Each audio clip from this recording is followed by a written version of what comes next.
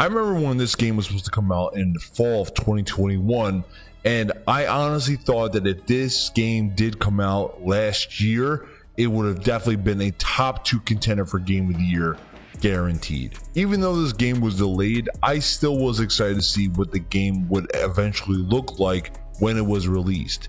Because honestly, when you watch the state of play events, this game looked phenomenal, and I was just excited to see how the game actually was played. I definitely felt positive about this game. Definitely when you look at the era of modern gaming where things are half released or half broken, this was definitely a sight for sore eyes. With that being said, there are definitely some flaws in this game that need to be addressed. When I made my review of this game, I broke it down into the positives and the negatives. So let's start off with the positives. The first thing I noticed right away is the gameplay. The gameplay of this game is phenomenal. It really opens up the floodgates on what is possible in an open world game. Forbidden West really gives you ability to do whatever you want in the open world. This game gives you so many different types of weapons you can use. It gives you 8 skill trees that you can customize aloy with, and the movement mechanics are just top notch. What I liked about this game was the fact that it really opened it up so it's more like an Assassin's Creed in a way.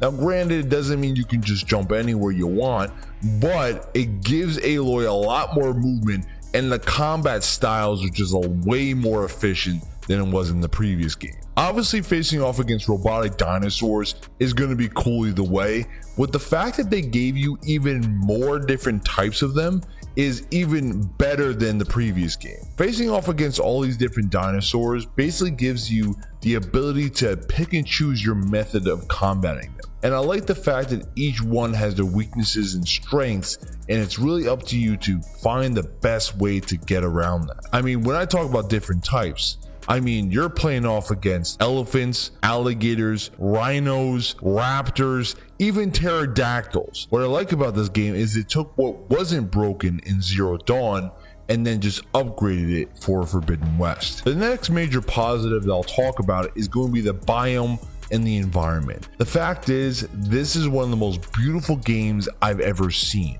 Definitely so far on the new generation. When I make my comparison to what this game was like for this generation, I look at The Witcher 3 and what it was for the Xbox One PS4 generation, where that game looked top notch, way better than anything else in its same genre. One of the best parts about the game is that when you're looking at the environments and the grand landscapes, you really get the feeling that, wow, Guerrilla really put a lot of detail into this game. Probably one of the best parts about the environment of this game is that not only is it stunning, but there's literally so much to do here. There's around 15 types of missions that you can complete, whether it's main story missions or side story missions, and it just feels like there's always something to do. And I'm not even mentioning the mini games that are present. Most of the time, the biggest fears that we have in an open world game are basically trying to find a way that we don't feel repetitive in what we do on a daily basis. But Forbidden West not only solves that problem, but they expand upon it where sometimes you feel like you're a little overwhelmed. All in all, I feel like the most hours I've seen in this game that is taken to complete all the missions is close to 80 to 100. So that's a lot of time, and you're going to be playing great gameplay along with it. So that's a good sign here. The last major positive I'll talk about for this section is going to be the fact that we need to really appreciate Aloy and some of these side characters in the way that they're developed. To be honest, I always liked Aloy as a main character. She has a lot of good charm, character development, and just some cool lines throughout the previous installment and this one too. I felt like she's earned the respect of being a Sony exclusive main character and just being a face of Sony. Some of the other characters also have a pretty good development too. Even though some of them may not have a lot of impact on the major parts of the story, the look of them is phenomenal. As in, you definitely have to give Guerrilla a lot of credit for basically taking the time and effort to really use facial recognition on literally hundreds of characters, including Aloy. The voice acting of this game was great, and I feel as if it gives you that real immersion that you're in this environment, and I just felt like it felt natural. The only issue I saw was honestly with Aloy's hair, because it never stayed in place. And honestly, I felt like it was just such a weird glitch to see here. Now, with the positives being as good as it is, we definitely need to mention some negatives, because there are some flaws in this game that have to be addressed. So let's start off with the story. Generally, when I look at this game, I felt like they were going to try to expand upon the lore from the previous installment and try to give this world even more density than we saw in the previous game. There aren't really a lot of negatives of the story, but there is a major problem with the pacing. With the gameplay being as good as it is, there were actual times that I felt bored. The first half of the game basically was a content review of Zero Dawn's story. Only when you got to meet the new faction did the game really start to get interesting. And it kind of is a pretty bad sign that basically you lose all momentum from the very starting mission to basically have to wait until at least around 10 hours into the game before you get really hooked. And that's something that has to be addressed here. The problem is that not necessarily did you not have fun in the first half, but I felt like there was not really much importance to what you were doing in the first half of the game. Only when did you meet that second group did really things start to really cook up, and you just now had a reason to keep playing. There are a lot of people who I talked to who just had struggles keeping up with this kind of slow start, and they never really got to experience the game entirely because it just were turned off right in the very beginning. Unfortunately, this game feels as if it was trying to be a build-up game to either new DLC or the next installment, and you have to agree that that's a negative, because so by you buying this game to basically only be ready for the next installment, that is definitely a negative I see here. And lastly, with the story, I felt as if some of the villains had very bare bones reasons for doing what they were doing. I really liked the new group that you added, but some of them felt like their motives didn't really match the backstory that they were really setting up. Going along with the story, the negative I also see is the problem of dialogue. They have some great voice acting in this game, but the problem I notice is the writing of this dialogue that you have between every NPC and side mission really drags the game quite a lot. Every time you have a conversation in this game, it feels like you're having a 10 to 15 minute content dump thrown on you, and honestly, it just drags out so long that you feel just tired afterward. Now, I understand where they were trying to bring this concept with The Witcher 3, where you have a dialogue wheel and every single conversation starter or conversation point brings you more into the story itself.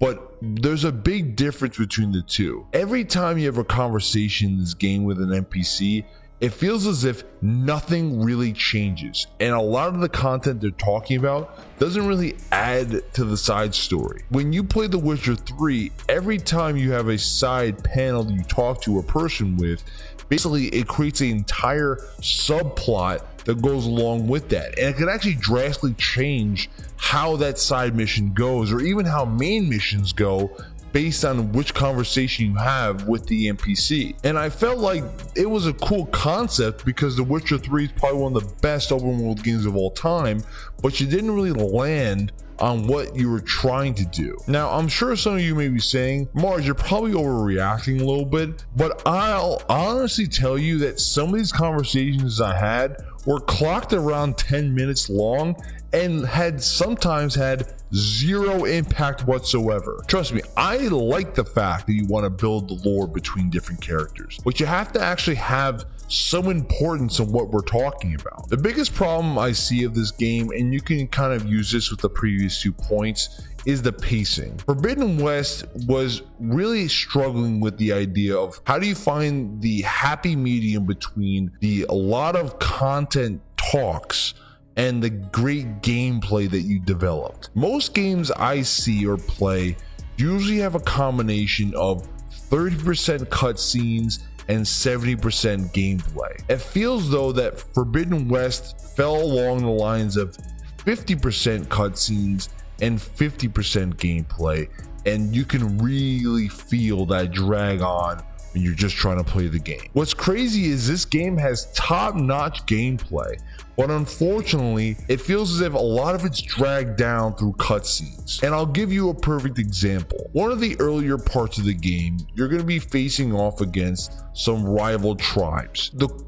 part of the game is really cool. There's a lot of cutscenes that show you fighting against these groups, and basically they're killing each other. The problem is that most of the event itself is cutscenes.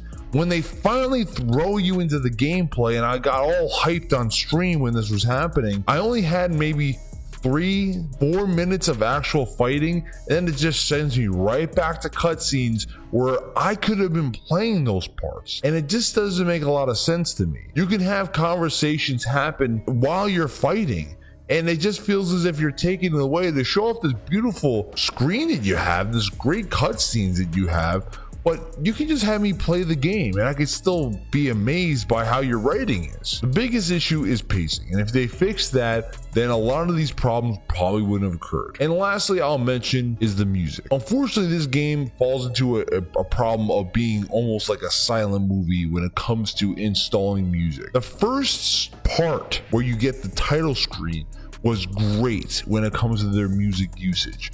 But after that, you really didn't hear much at all of any soundtracks. And if you look at the album itself, there's a lot of things to go with. But it just feels as if they did a poor job at really adding in any songs to really heighten the mood of what you were playing. In my final verdict, I feel as if this game has some great core gameplay, and it's definitely headed in the right direction. The story is pretty solid, and it's going to get you hyped to play the next DLC and next installment, so that's a good sign. This game is also one of the most beautiful games I've ever seen, and it definitely takes the cake for the best looking game on the next gen consoles. With that being said, the game definitely struggles with keeping a lot of the players' attention with this slow developing story. Its pacing issues become pretty evident. Instead of you playing as Aloy, you're just watching Aloy. All around, this game is pretty good, and honestly I think it's one of the top level open world games we've seen. Granted, I don't think it's a top 10 open world game of all time, but I think it's a great one and I would highly recommend it. For my rating, I'm giving this game a 9 out of 10. It has a lot of bright spots and definitely some negatives. I'm looking forward to the next installment in this game, but if they don't fix the pacing issues and some of the other flaws I mentioned, then the next game will just be a overhyped mess rather than a transcendent open world game. It meets the standards of the previous installment, but in my opinion, I still think Zero Dawn is a better game all around. Is this game a Game of the Year contender? Well, so far it still meets the list,